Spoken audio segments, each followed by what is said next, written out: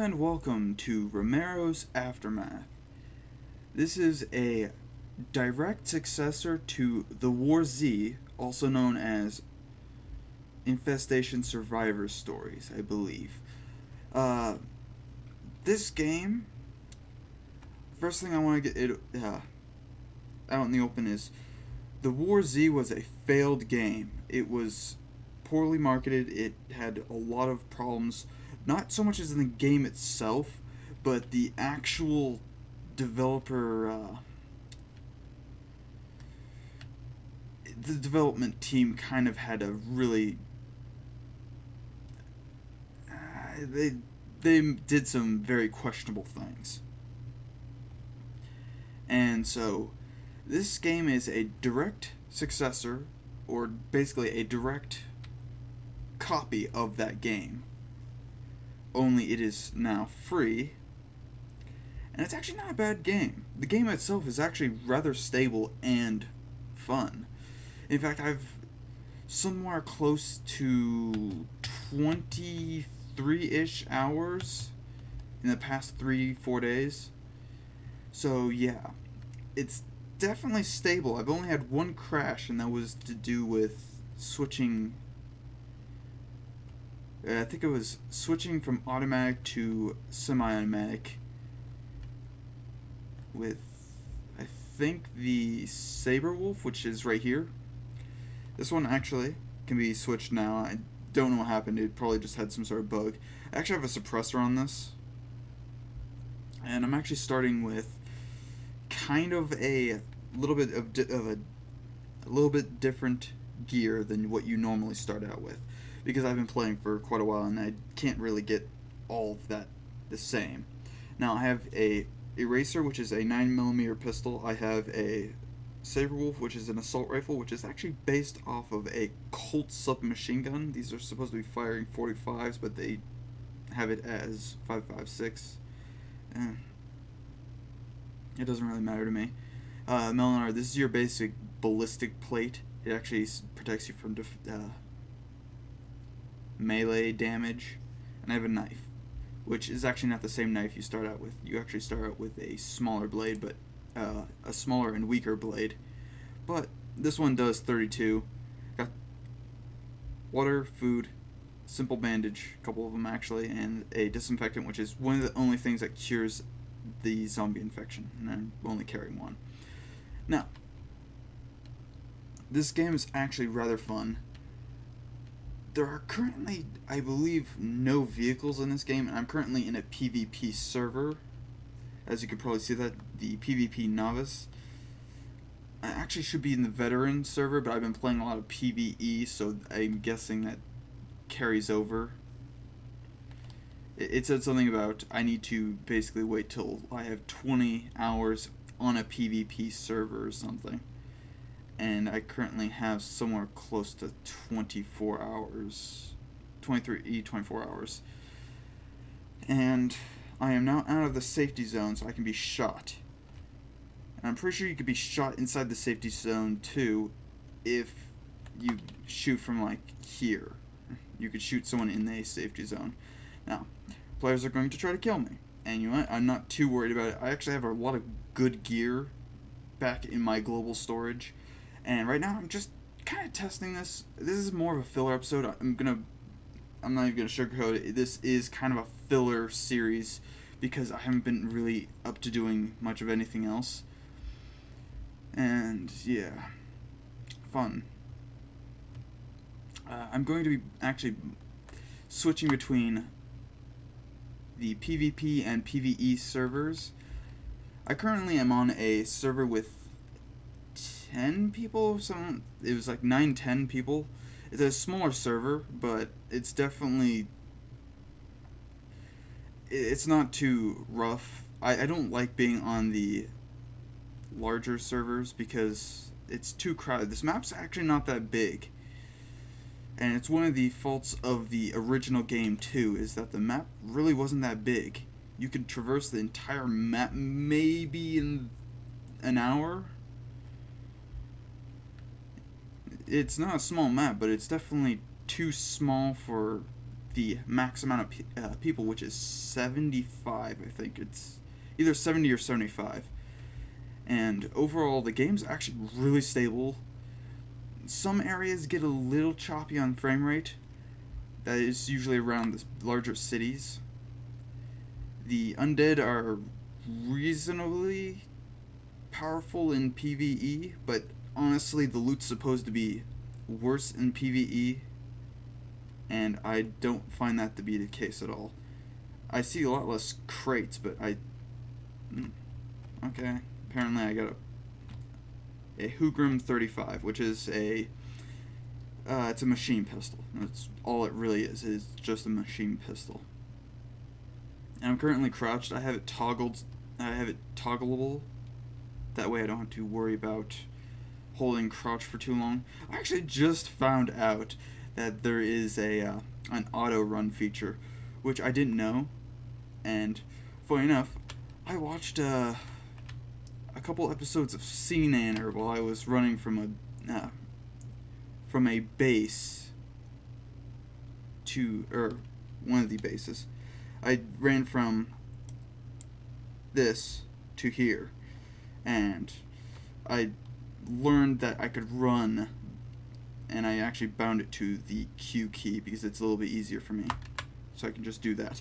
Now, I don't usually like to do that in PvP because, of course, I'm not at the ready, and I'm not able to quickly do anything.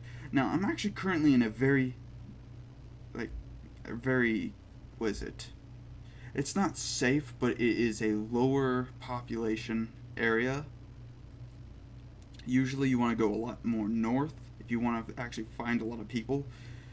And right now I'm just kind of messing around. Not really doing too much this episode, and I won't likely do much for this series. The series is just more for fun. And if I get killed, this entire setup I have is craftable. So I don't have to worry about that. I have plenty of materials back at base. The only thing that's not craftable is that eraser, from what I know. The Milner, it's a bulk plating. I have like 8 more.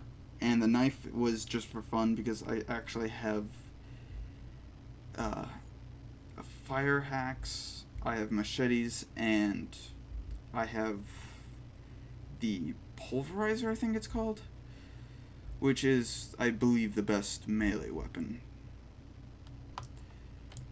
Actually, I'm pretty accurate with this gun, which is actually surprised me the first time I started firing this.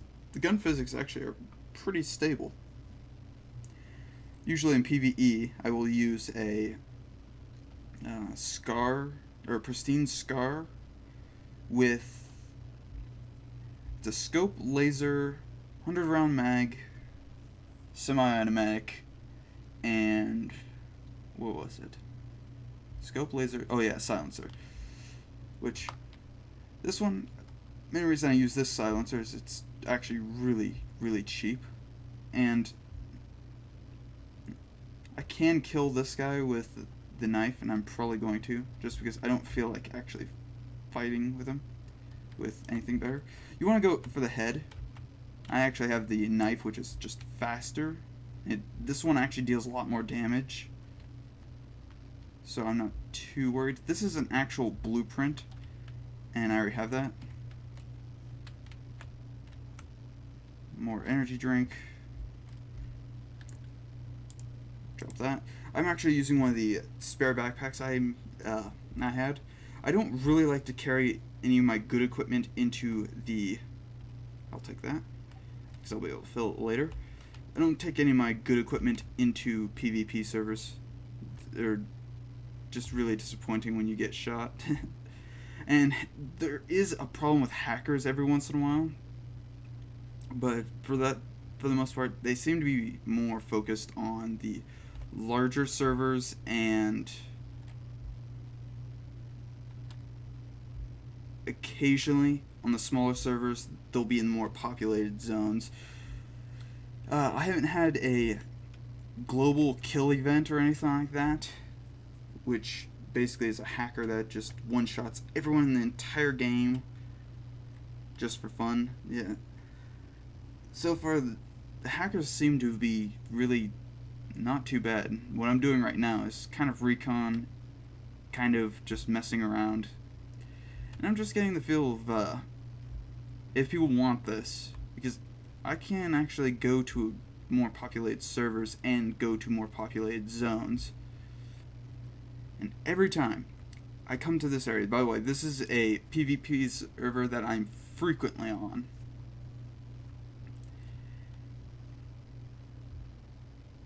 And there's another base up there, which I steal their beets and potatoes and stuff like that. I actually want to make sure that they're not there right now, because if they are, they're going to probably kill me. I actually want to have my suppressed rifle.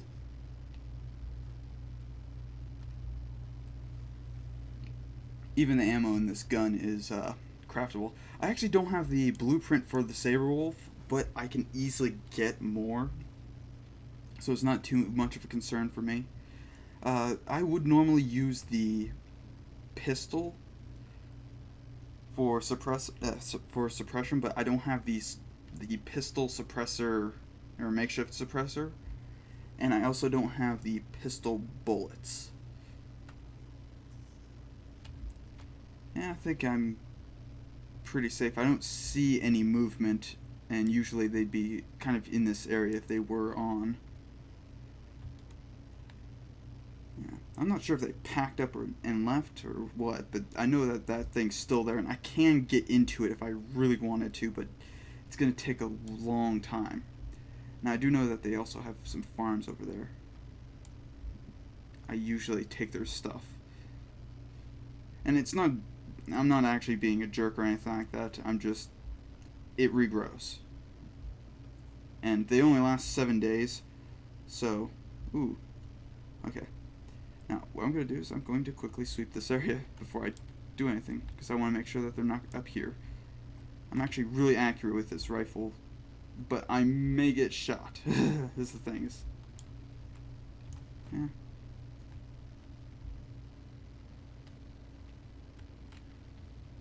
Potatoes, beets, and carrots. Now you have a chance of getting 1 to 2 items. These are just demolishable, by the way. Pretty much anything in a PvP server is demolishable. And we're actually entering an airport, which, funny enough, isn't that populated, even though it does have some military gear. Now, this is like your basic tier 1, very simple military gear. So this isn't really good for later on, and I want to see if anyone's been here recently. You can actually kind of tell if someone's been here because they'll see groupings like that. And you can actually tell if someone's down there right now because things will be moving. Now, I don't see movement, so I'm actually going to be kind of cautious, but not too worried right now, because I need to actually get into cover. If I can get into cover, then I'm usually pretty safe here. And by cover, I mean literally just right inside the building. The complex. Yeah, you can actually shoot zombies that are on the ground. I call them sleepers. Just because they really just... they're sleeping. That's pretty much all they are. Ooh, heavy flashlight. That's junk. A heavy flashlight's literally like the worst item you can get. Oh. Ooh, bronze stash. That's not really a rare item, but... funny enough, I've noticed that there's supposed to be better loot on PvP servers. I tend to find better loot on PvE servers, and it's more frequent. The zombies are a little bit tougher, but yeah, someone's definitely been here. Because what happens is when people fire guns and stuff, zombies congregate to that area. Now I use that to my advantage because you can actually get blanks. Wow. Okay, well, found another stash. These stashes are somewhat good. You can actually get assault rounds from this. Brains, yes, I know you want to eat someone's brains. A good sniping spot is actually up there. I want to get there, but I actually came in from a different spot than I normally do. And I'm mainly being careful because this area can be populated. And no one on these servers, it's just a random deathmatch. No one on this server actually will work with you.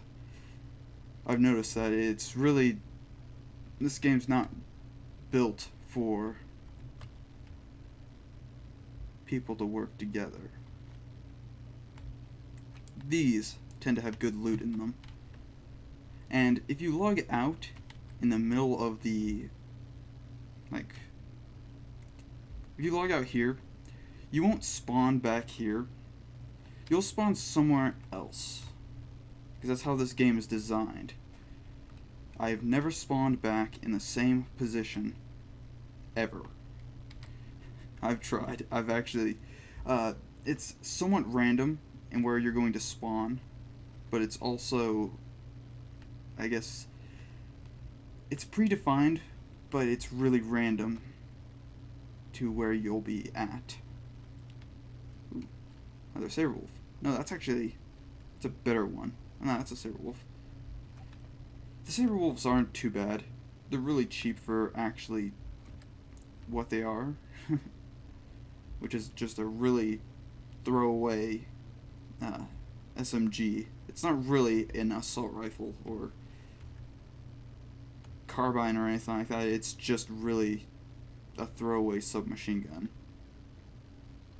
It does use the really common 5.56 ammo, and you can actually get snipers in this game, which are just absurdly rare. I haven't actually seen one yet. I've seen one, it's just I can't buy it because it's actually in the store.